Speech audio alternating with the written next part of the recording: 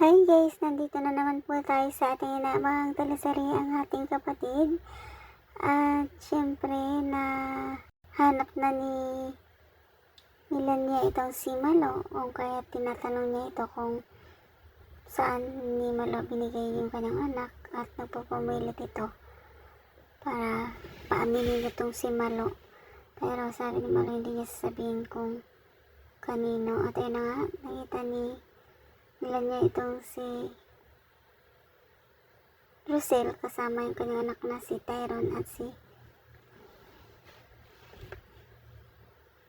Tali na nag-aaway. Tapos si Tali talagang palaban at walang respeto sa kanyang kuya Tyron. At yun na nga, nilapitan sila ni Rosel at tinanong sila kung ano ang problema. At sinabi ni Tyron ang lahat na napapaaway na naman itong si Tali doon sa school dahil lagi niya daw binubuli itong si Belle, kung kaya't nagalit itong si Tali. At iyak-iyak pa ito dahil hindi niya daw ramdam na kapamilya niya mga ito, at tinanong niya yung kanyang nanay Rochelle na kung talagang kapamilya niya nga ba talaga ang mga ito o anak niya itong si Tali. At ayun na nga, muntik nang nasabi ni Rosel sa kay Tyron ang katotohanan, pero binawi niya ito.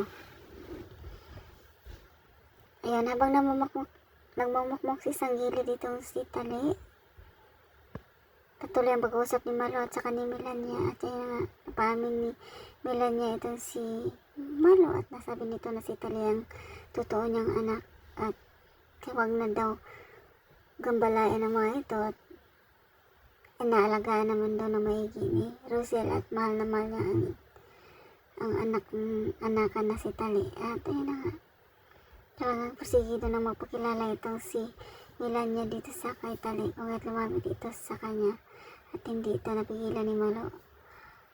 At nagulat si Tali dahil walang banggit ito si anak, kung kaya sinabi ni Tali na umalis ito sa harapan niya. Pero ayun, makulit lang talaga itong si Melania dahil talagang palaban din ito kagaya ni Tali.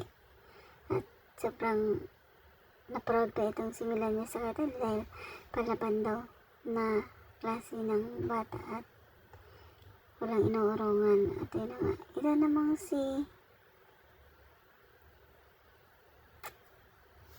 namang si Chris nagulat dahil narinig niya mismo sa bibig ng kanyang asawa ang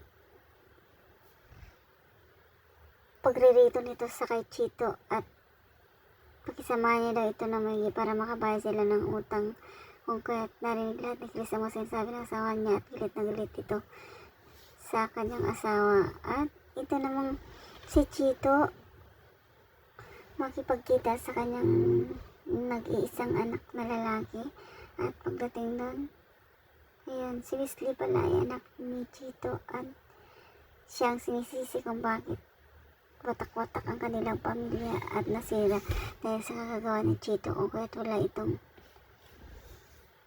magawa ng ininsultusin ng kanyang anak, at gusto lang naman kunin ng anak sa kanya yung allowance nito, at wala na ibang pang gustong pag-usapan. At dahil galit ito sa ginawa niya sa kanyang nanay na iniwan daw sila.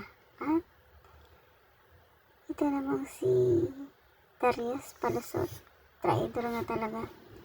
Tama talaga yung sinabi niya Sinta tungkol sa kapatid niya, dahil una pa lang meron na pala itong babae o kinakasama, at gusto lang talagang patunayan na kunwari mahal niya itong Silsil, kung kaya pinakasalan niya ito, pero iba ang kanyang pakay dahil alam niya mismo na si Rosel at Tyron ang magmamana ng kayamanan ni Jacinta. Ito naman si Jacinta worried, pumunta sa ospital, at kung ano nga ba yung talagang gagamot na gagawin sa kanya, dahil ano bang kaibahan ng doktor niya, at bigla itong natumba, nahimatay, at nilapitan ng isang napakagandang doktor, guys, sa mga pagbabalik ni Doc Annalyn. At ayun, sobrang nakaka-excite. Ayan, thank you so much for watching, guys. Please don't forget to like, subscribe, and press the bell button for you to notify on my next video. Thank you. Bye.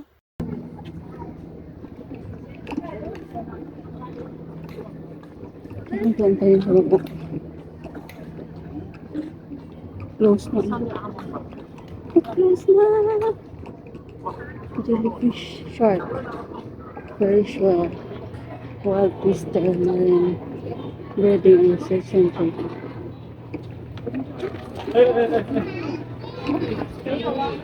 Una tayo ba? Kung gusto mo po, meron dito mo ako sa gilid.